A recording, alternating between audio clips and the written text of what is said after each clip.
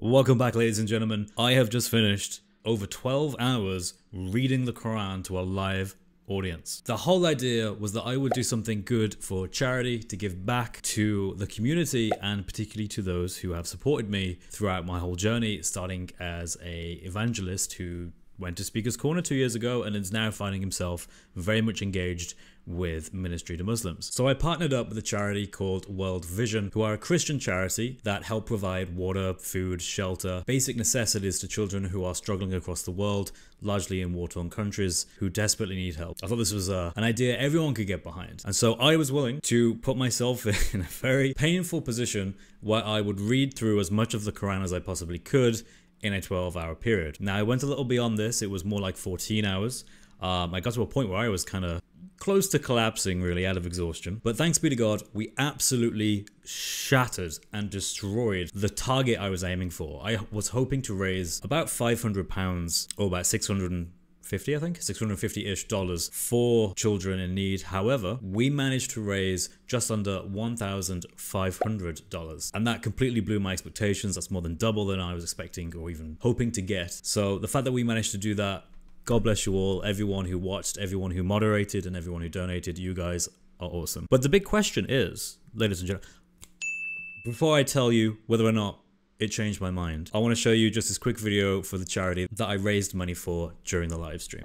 For the past 60 years, we've been partnering with people like you to help children and communities break free from poverty. But have you ever wondered how we use your donations to actually do that? We combine gifts from sponsors to benefit all children in a community, then leverage other gifts, products, and grants so we can do even more. When we begin working in a community, we start by following Jesus' example of coming alongside and listening. We sit down with children, families, churches, and community leaders. We listen to their unique challenges and needs. Do they need clean water, better schools, a dependable supply of food, basic healthcare, local jobs? What opportunities do they see? Next, we work with them to develop a 5-year action plan that will address the root causes of their challenges and bring fullness of life for all children.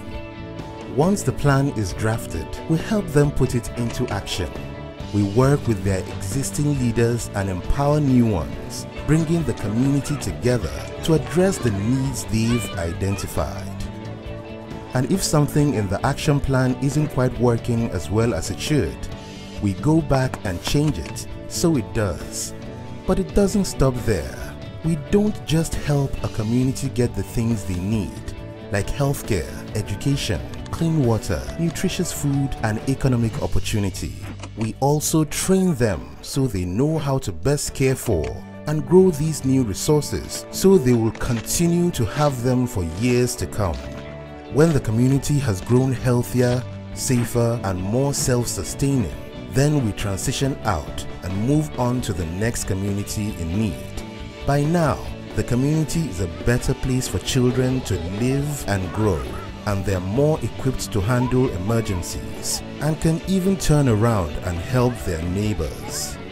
From beginning to end, this transformation is made possible because of people like you who are passionate about helping children and communities reach their God-given potential to break free from poverty.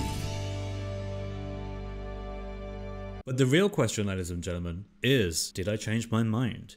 I've been a Christian for over 10 years now, actually quite a bit more than 10 years, more like 15 years. Did I change my mind after reading the Quran for more than 12 hours non-stop, using the biggest Quran that I could possibly find? The answer is no, definitely not. Which is probably not a surprise to many of my subscribers here at Chris's Speaker's Corner. But yeah, I did not find it convincing. In fact, it was incredibly difficult and straining. To anyone who's ever read the Quran, you'll realize that it often jumps to different contexts without any prior warning or lead up or build up. There's no narrative. It's just lots of short stories that often repeat endlessly. The amount of times I read about Moses throwing his staff down and it turned into a snake, and then it beat the magicians at their game, and then the magicians prostrated towards Allah was, oh, it was a lot. It was a lot. And you know what? I'm glad it's done. But it was for a good cause. But yes, I'm afraid to say I have not changed my mind at all. In fact, it has indeed confirmed a lot of what I previously thought. The Quran contains many stories of which are known to be from other works. It is not a original work. It is a work of collected stories that existed prior that have been compiled together into a single collection. Another reason why I don't particularly feel inclined to accept Islam is the amount of times it just threatens you. Like, if you're a Christian or a Jew or a polytheist, I guess, you will feel incredibly threatened when you read the Quran, because you will get to certain points that just basically say, look, we're coming for you. And I know that Muslims will say, look, there's a historical context to this, they'll try and get out of it that way. But the fact is that the caliphates who succeeded after Muhammad interpreted it the way that I interpreted it. They did indeed go out, conquer many lands, and kill many Christians and Jews unless they paid the jizya. Surah 9, Surah Tawbah, Ayah 29, seems to, from a historical point of view, been the basis for a general tafsir for the caliphates to go and do exactly that. And since the caliphates are some of the best examples you have after Muhammad, that doesn't leave me with much confidence to the people who would try and argue that that shouldn't be the interpretation and that's not what we ought to do. If you can't follow Muhammad and you can't follow the caliphs who followed Muhammad, I'm at a loss. It still generally just comes across as a very threatening work. There are verses that I read that talked about how the Jews are those who Muslims will constantly have issues with. Yes, that, to be fair, seems like a good prophecy from the Quran. But if you start out by threatening them, that kind of seems like that was inevitable. Throughout the live stream, I gave a little bit of commentary, more so in the early side of the video. Near the late side of the video, I was slowly dying. So I sort of focused more on just getting things read. I managed to read to Surah 28, which is just under half of this huge Quran. Yeah, so here was my bookmark. That's how much I read. I'll be posting the whole videos. YouTube only has a 12-hour length of time that it will accept a live stream for, and anything after that, it just cuts off and it doesn't care about. But fortunately, I have a local copy. I made my own local copy of the entire thing. It took up about 3/4 of my hard drive, but nonetheless, I do indead have it. So I will be posting that for anyone who wants to watch the whole thing. Will I finish it? That is a good question. It depends how much I hate my own sanity or I hate my own well-being. I really did push myself through this. I had only had about 5 hours sleep prior. I had to get up very early in the morning. I was up by about 4:30 in the morning so I could prepare for 6 to then start and then do the whole thing for 14 hours. With only periodic breaks. And if I did do it, to be honest with you, I'd probably want to raise more money for charity, so I can kind of justify doing it. Next question, will I now do the same thing for the Bible? That's a really good point. However, I have noticed that despite how big this book is, the Bible is an even bigger book.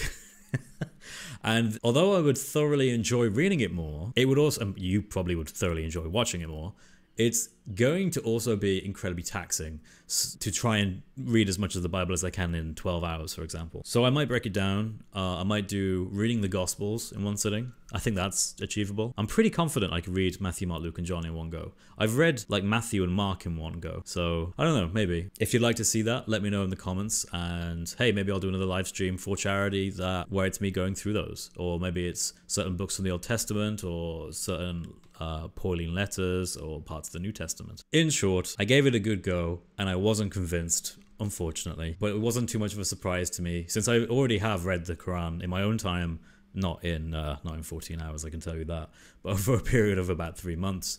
So I already have read the Quran and I know what to expect. And of course, I'm pretty sure that it's not a surprise to any of you who are watching that I have not been convinced at all, but rather been very much reaffirmed in my beliefs. And right now I feel like I'm relishing a Bible study just to sort of move past the Quran.